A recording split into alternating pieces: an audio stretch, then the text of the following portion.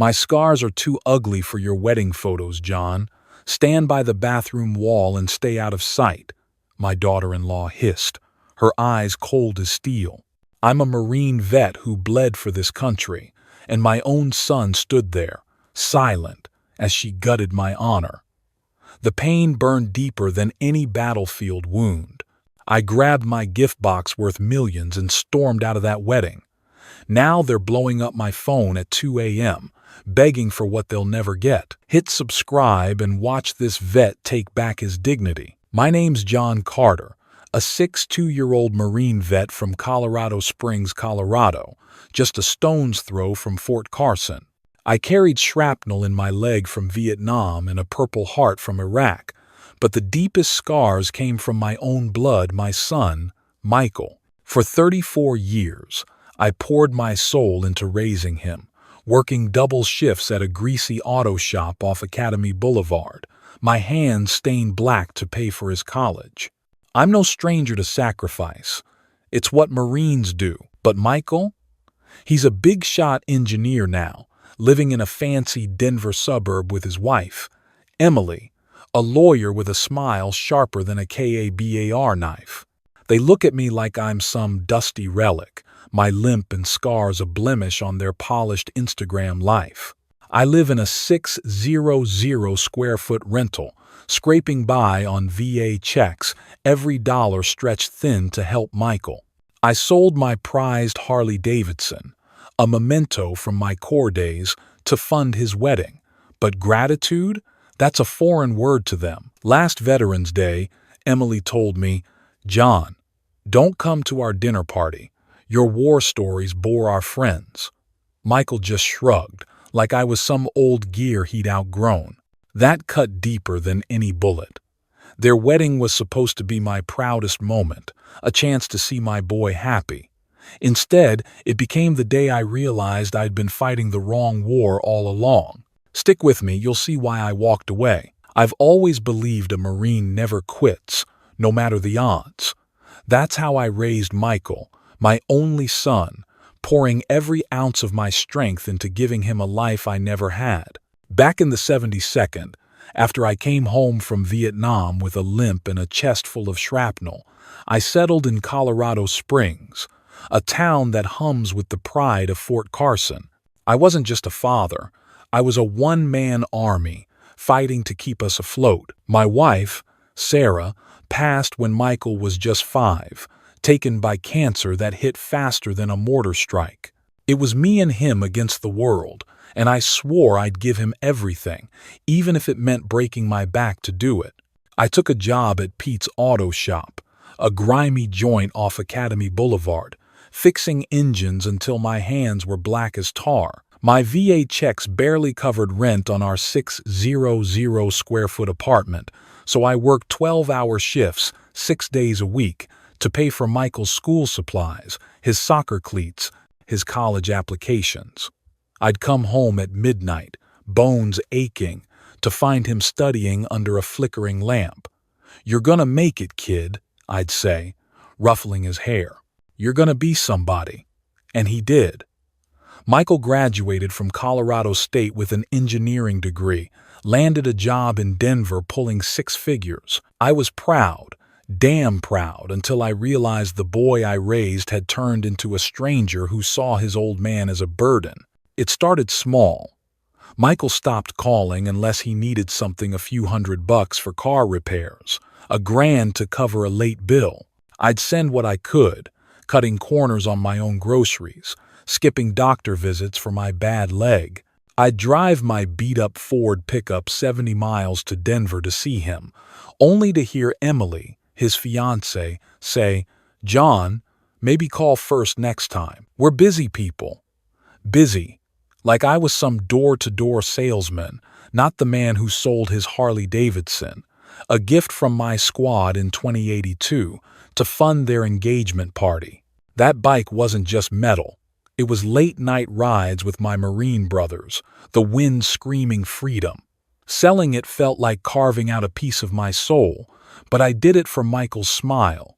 Then came the comments, sharp as shrapnel. At a family barbecue in their fancy Denver backyard, Emily looked at my faded flannel and said, "John, you should update your wardrobe.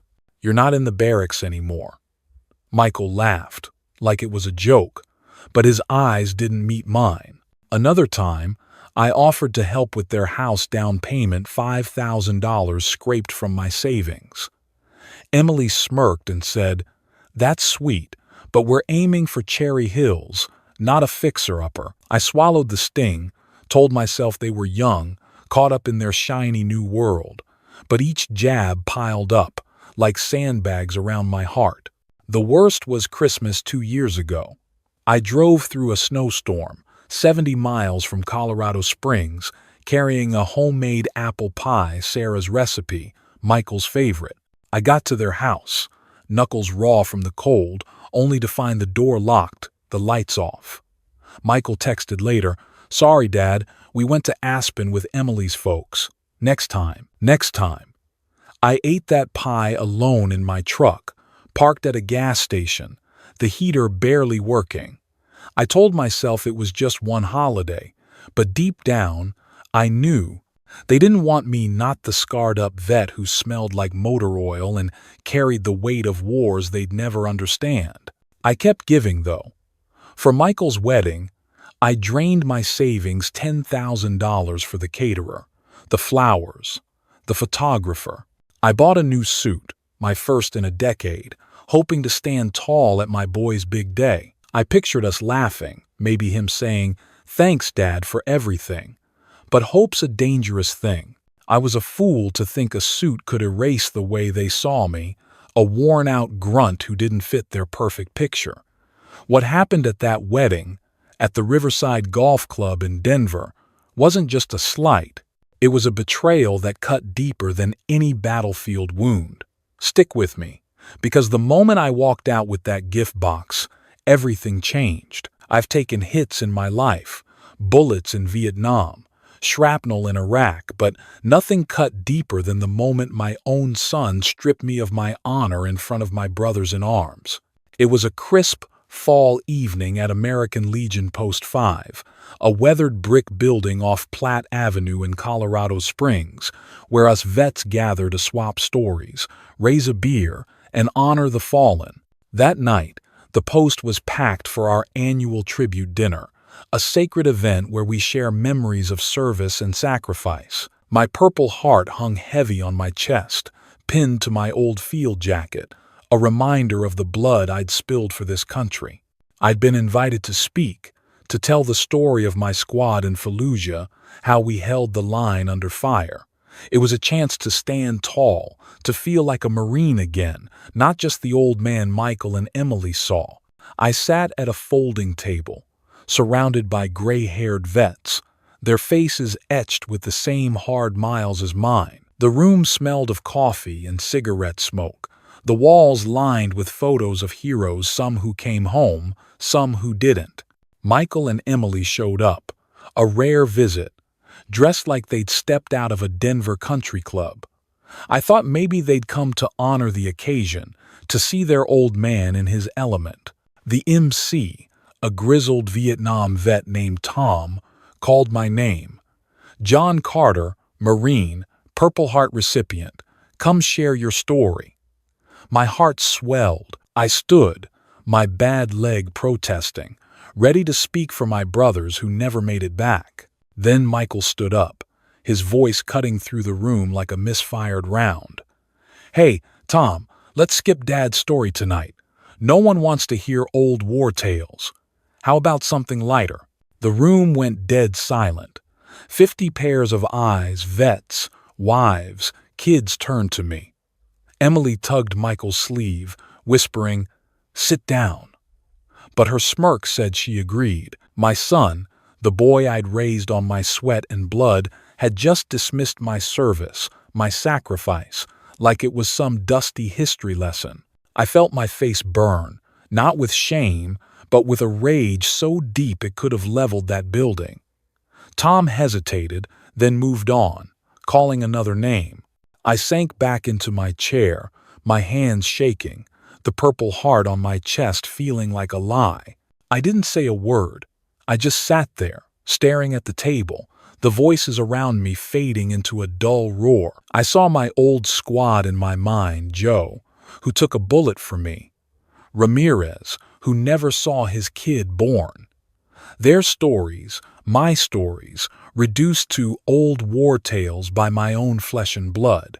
Vets at nearby tables glanced my way, their eyes full of pity, the worst kind of wound for a Marine. One old-timer, a Korean War vet, leaned over and muttered, "You didn't deserve that, John." I nodded, but inside I was breaking. 34 years of raising Michael, of giving him everything: my savings, my Harley, my health, and he just gutted me in front of men who'd fought beside me. I left early, my boots crunching on the gravel lot outside Post 5. The 10-mile drive back to my apartment felt like a retreat under fire. I sat in my dark living room, the glow of a single lamp on my Purple Heart, my dog tags, a faded photo of me and Sarah with baby Michael. I'd always told myself family was worth any sacrifice, that Michael would come around, see the man who'd fought for him. But that night, I realized I'd been fighting a losing battle. My son didn't just forget me, he erased me. Emily's smirk, Michael's careless words, they weren't mistakes, they were choices, and they tore through me like a frag grenade. I poured a shot of bourbon, my hand still trembling, and stared at the wall. I wasn't just hurt, I was done. Done begging for a scrap of respect. Done being the old vet they pushed to the sidelines. But something was about to change, something I never saw coming. A dusty box in my closet, forgotten for years, held a secret that would turn my world upside down. Stick around, because what I found in that box wasn't just a lifeline, it was a weapon. That night at American Legion Post 5 left me hollow, like I'd taken a direct hit to the chest. I'd spent 34 years fighting for Michael, my only son, only to have him spit on my service in front of my Marine brothers. I drove my rusty Ford pickup the 10 miles back to my 600-square-foot apartment in Colorado Springs, the weight of his words heavier than the shrapnel still lodged in my leg. I poured a shot of bourbon, sat in my creaky recliner, and stared at the faded photo of me, Sarah, and baby Michael on the mantel. I was done begging for respect, done being the old vet they pushed into the shadows. But fate, it turns out, had other plans. A dusty ammo box in my closet was about to change everything. It was a Saturday morning, a week after the Legion betrayal. I was cleaning out my apartment, sorting through relics of my past dog tags, a folded flag from Joe's funeral, my Purple Heart in its chipped case. I'd decided to downsize, maybe move closer to Fort Carson, where the hum of military life still felt like home. That's when I found it. An old ammo box, rusted shut, tucked behind a pile of moth-eaten blankets. It belonged to Joe, my squad mate in Vietnam, who took a bullet for me in 2071. He'd left me his gear when he didn't make it back, and I'd never had the heart to open it. With a crowbar and a grunt, I pried it open. Inside was a yellowed envelope, marked "Carter Keep Safe." My hands shook as I tore it open. It was a mining contract, signed by Joe in 2069, for a plot of land in the Rockies, 50 miles west of Colorado Springs. I didn't think much of it at first. A dead man's dream, I figured. But something, call it a Marine's gut, told me to dig deeper. I called the number on the contract, half expecting a dead line. A woman answered, her voice crisp. "Rocky Mountain Resources, how can I help you?" I explained, stumbling over my words about Joe's contract. She paused, then said, "Mr. Carter, that plot hit a rare mineral vein in 2098. It's been in escrow since Joe's passing. If you've got the original contract, you're looking at a payout."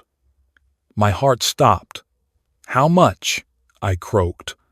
"After taxes, about $50 million. $50 million. I sank onto my couch, the phone trembling in my hand. The room spun like I was back in a chopper under fire.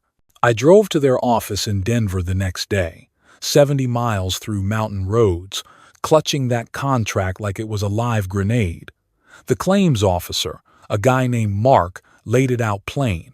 "Mr. Carter, this is legit. Joe's claim hit lithium big time. After taxes, we're wiring $50 million to your account." I signed papers in a daze, my mind racing. Me, a guy who rationed instant coffee to make my VA checks last, was now worth more than most folks see in 10 lifetimes. Mark handed me a business card. "Get a financial advisor, John. Money like this can change everything or ruin it." I nodded, but my head was already elsewhere. I wasn't thinking cars or mansions.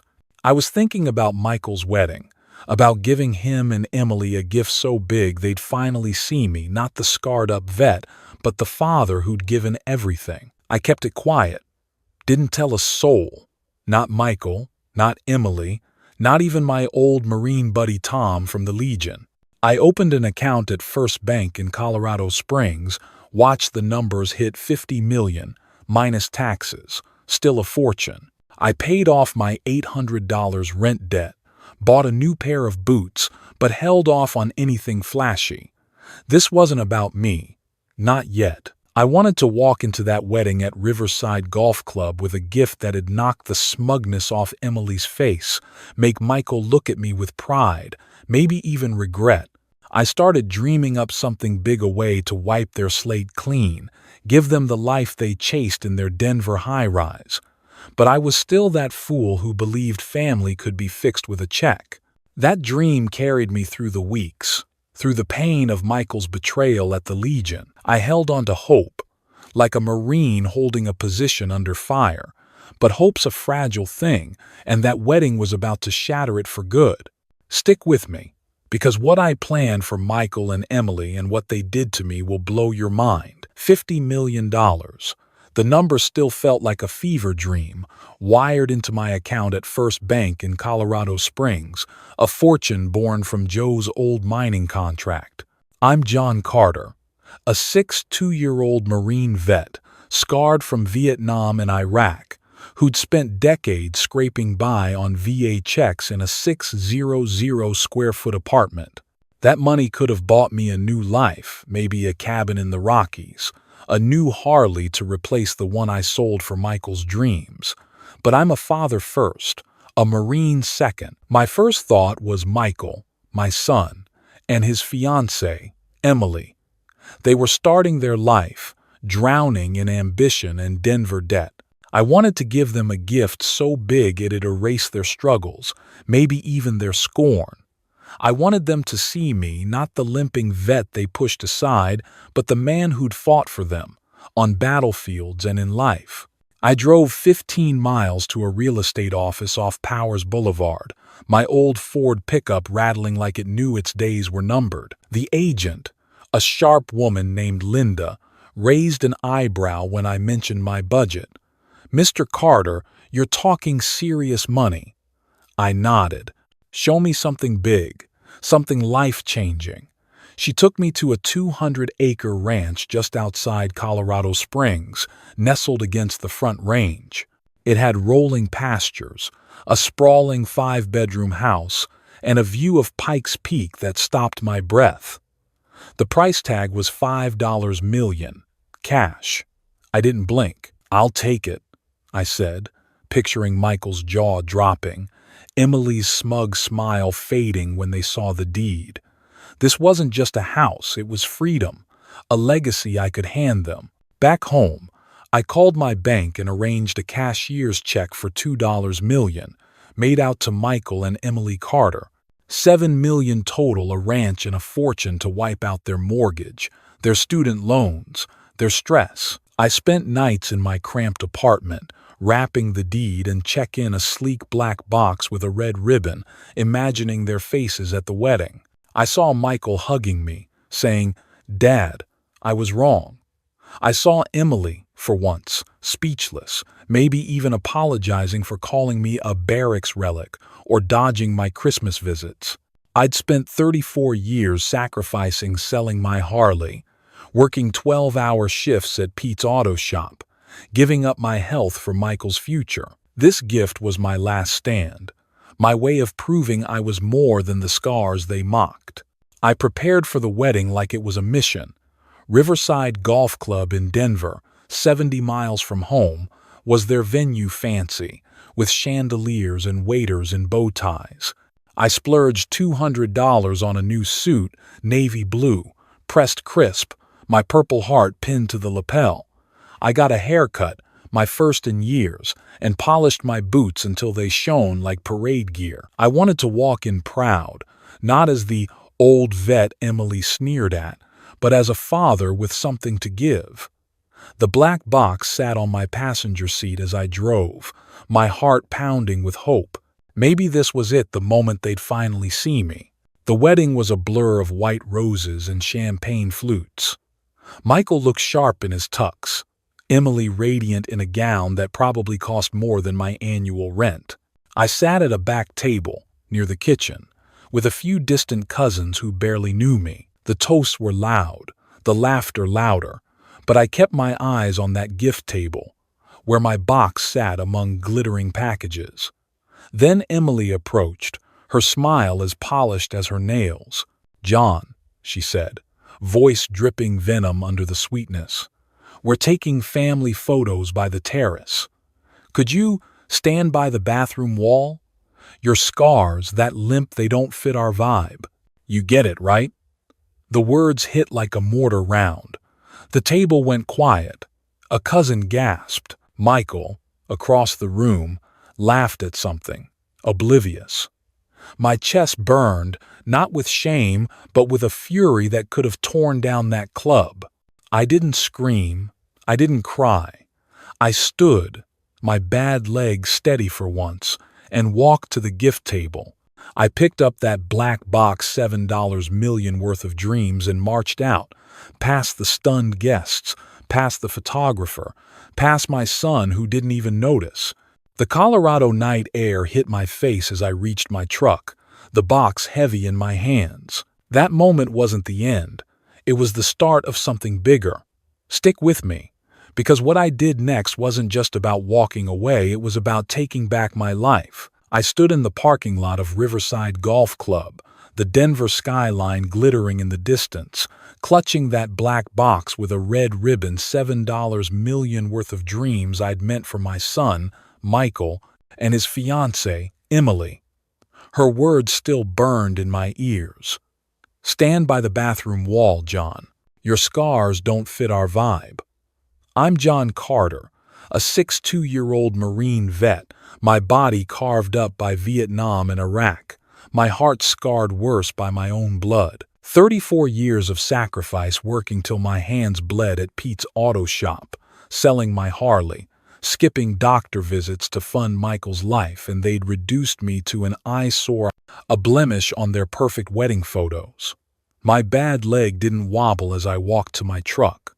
For the first time in years, I felt steady, like a Marine locking in on a target. I wasn't just walking away from that wedding. I was done being their doormat. The 70-mile drive back to Colorado Springs was quiet, just the hum of my old Ford and the weight of that box on the seat beside me. The $5 million ranch, 200 acres of rolling pastures under Pikes Peak, and the $2 million check inside were supposed to be their future. No mortgage, no debt, just freedom. I'd spent weeks imagining their gratitude, Michael's hug, Emily's apology for every jab about my barracks relic clothes or my boring war stories. But as I drove past Fort Carson's gates, its floodlights cutting through the night, I realized something. They didn't deserve it. Not the ranch, not the money, not me. I pulled into my 600 square foot apartment, set the box on my kitchen table, and poured a bourbon. The Marine in me had made a call. This gift was mine now. I didn't sleep that night. I sat in my recliner, staring at that box, replaying every slight Emily sneer at the barbecue, Michael's shrug when they ditched me at Christmas, his dismissal of my service at American Legion Post 5. I'd fought for this country, taken shrapnel for my squad, earned a Purple Heart, but my own son couldn't spare me a shred of respect. The bourbon burned my throat as I made my decision. I wasn't giving them a dime. I'd lived the life I'd earned, not the one they thought I owed them. By dawn, I'd called Linda, the real estate agent. "The ranch is mine," I told her. "Set up the closing." Her voice crackled with surprise. "You sure, John? That's a big move." "I've never been surer," I said, my voice steady as a rifle shot. I moved to the ranch a week later, 15 miles outside Colorado Springs, where the air smelled of pine and freedom. The house was a beast, 5 bedrooms, a wraparound porch, windows framing the mountains like a postcard. I bought a Jeep Wrangler, not flashy, but tough, like me. I walked the pastures, my boots sinking into soil I owned, feeling like I'd finally come home after decades of war on battlefields and in my own family. The $2 million check stayed locked in my safe, untouched. I wasn't ready to decide its fate, but it sure as hell wasn't going to Denver. Then the calls started. First, Michael, his voice shaky at 10 p.m. "Dad, Emily said you left the wedding early. You okay?" "Okay?" I laughed, bitter as the bourbon. "Never better, son." He rambled about the cake cutting, the toasts, like I just stepped out for air. "You didn't say anything about feeling sick." I sipped my drink, staring at the Pikes Peak sunset. "Did Emily tell you why I left?" Silence. "She said you seemed upset, but she didn't know why." "She feels awful, Dad." "Awful. Right. Not awful enough to mention how she banished me to the bathroom wall like some grunt too dirty for her Instagram feed." "Tell her not to worry," I said, my voice cold. "You'll both understand soon enough." I hung up, my heart pounding, not with pain, but with power. Emily called next, her voice honey-sweet, fake as a politician's promise. "John, I'm so sorry if I upset you at the wedding. It was such a crazy day." I cut her off. "Did you tell Michael you asked me to hide by the bathroom because my scars don't fit your vibe?" A pause, long enough to hear her panic. I was just trying to help the photographer with lighting. It wasn't about you, John." "Lighting." I almost laughed. "You're good, Emily, but not good enough." I hung up, turned off my phone, and walked onto my porch. The stars over the ranch were brighter than any city light, and for the first time in years, I felt free. They didn't know about the ranch or the money yet, but they'd heard whispers maybe from a bank clerk, maybe a nosy cousin. Their calls kept coming, each one more desperate. They thought they could charm their way back, but they'd crossed a line no Marine would forgive. What I did next wasn't just about keeping the gift. It was about showing them what they'd lost forever. Stick with me, because when they learned what was in that black box, it hit harder than any battlefield explosion. The black box with the red ribbon sat locked in my safe, a $7 million grenade I'd pulled the pin on but hadn't thrown. I'd walked out of Michael's wedding at Riverside Golf Club. Emily's words, "Stand by the bathroom wall. Your scars don't fit," burning like napalm in my chest. That $5 million ranch, 200 acres of Colorado freedom under Pikes Peak, and the $2 million check were meant to be their ticket to a debt-free life. Instead, I'd moved into the ranch myself, 15 miles outside Colorado Springs, my new Jeep parked on land I owned outright. Their desperate calls, Michael's shaky apologies, Emily's honey-dripping lies kept coming, but I wasn't ready to talk. Not yet. I was a Marine, trained to pick my moment, and that moment came when a local paper ran a story. "Mystery buyer snags $5 million ranch in cash." They knew it was me. It was a Sunday morning. 3 weeks after the wedding, I was on the ranch's porch, coffee in hand, watching the sunrise paint the front range gold. My phone buzzed Michael again. I let it ring, sipping my coffee until a text popped up. "Dad, we're coming to see you. We know about the ranch." My gut tightened, not with fear, but with the cold clarity of a sniper lining up a shot. They'd sniffed out my money, probably through some Denver gossip or a loose-lipped bank clerk. By noon, their BMW pulled up the gravel drive, kicking up dust like an invading convoy. Michael stepped out, his face pale, Emily beside him, her lawyer smile faltering.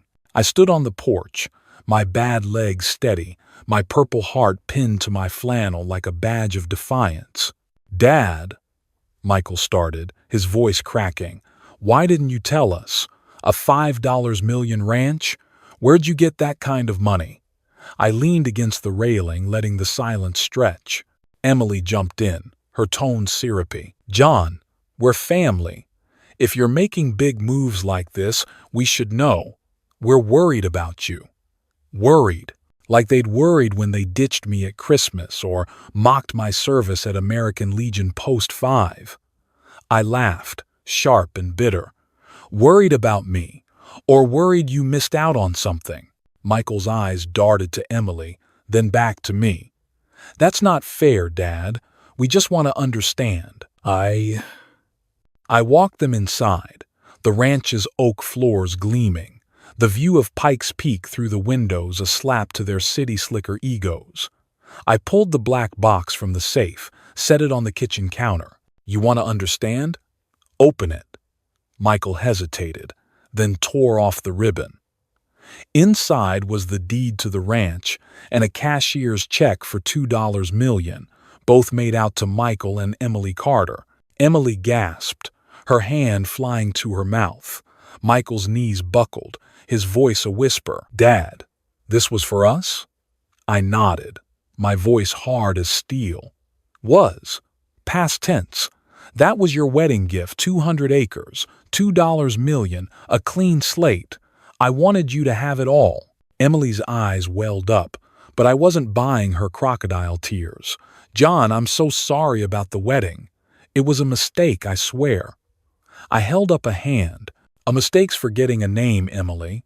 Telling me to hide by the bathroom because my scars don't fit your photos. That's a choice. And Michael, you stood there, laughing with your buddies, while your wife erased me." Michael's face crumpled. "Dad, I didn't know." I'd have stopped her. I shook my head. "You didn't know because you stopped seeing me years ago when you ditched me at Christmas, when you called my war stories old tales at the Legion. You chose her vibe over your father." I took the box back, my hand steady. "This ranch isn't yours anymore. I gave it to the Veterans of Valor, a group building a recovery center for vets right here, men and women who've bled like me, who know what honor means. They'll use this land to heal, to rebuild, not to pose for Instagram." Emily's face twisted, her voice shrill. "You can't do this. We're your family." I stepped closer, my voice low, like a drill sergeant's final order. "Family doesn't hide family. You wanted me out of sight, so now you're out of mine." Michael was crying now, begging, "Dad, please, we can fix this." But I was done fixing things for them. I showed them the door, the Colorado wind carrying their protests away. The paper had already printed the donation story, $5 million for vets, a legacy for my brothers in arms, not my ungrateful son. They'd lost more than a ranch. They'd lost me. But this wasn't the end of my fight. Stick with me, because what I did next wasn't just about moving on, it was about living for me. The dust settled on my ranch's gravel drive as Michael and Emily's BMW disappeared, their pleas fading into the Colorado wind. I just told them the truth. The $5 million ranch, 200 acres of freedom under Pikes Peak, and the $2 million check meant to be their wedding gift were gone. I donated the ranch to Veterans of Valor, turning it into a haven for vets to heal, to find peace, like I'd fought for all my life. Standing on that porch, watching the Front Range glow under a fading sunset, I felt no guilt, only clarity. I'd spent 34 years giving everything to Michael, my savings, my health, my Harley, my heart only to be pushed aside, told my scars didn't fit their perfect life. But I wasn't broken. I was a Marine, and Marines don't surrender. I moved to a modest house, 10 miles from the old ranch, a 2-bedroom place with a view of Fort Carson's lights. It's not flashy, but it's mine, bought with the millions I kept from Joe's mining contract. I traded my rusty Ford for a Jeep, tough enough for these mountain roads, and started volunteering at the Veterans of Valor Center. Every week, I sit with vets, some younger than Michael, some older than me, sharing stories of battles fought and wounds carried. We talk about Fallujah, about buddies lost, about the weight of coming home. It's not just a center. It's a brotherhood, like the one I found in Vietnam. Helping them, I found what I'd lost: purpose. My Purple Heart hangs on the wall, not as a trophy, but as a reminder I'm still here, still fighting. Michael and Emily haven't called since that day. I hear they're struggling credit card debt, a Denver mortgage they can't outrun. Part of me, the father, aches for my boy. But the Marine in me knows some lessons hit harder than shrapnel. I taught Michael to stand tall, but he chose to look down on me. Emily's words at the wedding, "stand by the bathroom wall," weren't just an insult. They were a mirror, showing me who they'd become. I don't hate them. Hate's a heavy load, and I've carried enough. Instead, I've learned the hardest lesson of all. You can't force respect, not even from family, but you can demand it for yourself. Here's what I want you to take away, whether you're a vet or just someone who's been pushed aside. Your worth isn't in what you give others, it's in what you hold for yourself. I spent decades thinking love meant sacrifice, that family meant giving until you're empty. But love starts with you. Stand up for your honor, like a Marine on the line. Don't let anyone, not your kids, not your past, make you feel less than you are. I'm living my best life now, not because of money, but because I chose me. You can too. This story's for every vet, every parent, every soul who's been told they don't belong. If it hit you, if you've ever felt invisible, drop a like, share your story in the comments, and join us at GI Dad's Family Drama. Your voice matters, and I want to hear it. Let's keep fighting the good fight, together.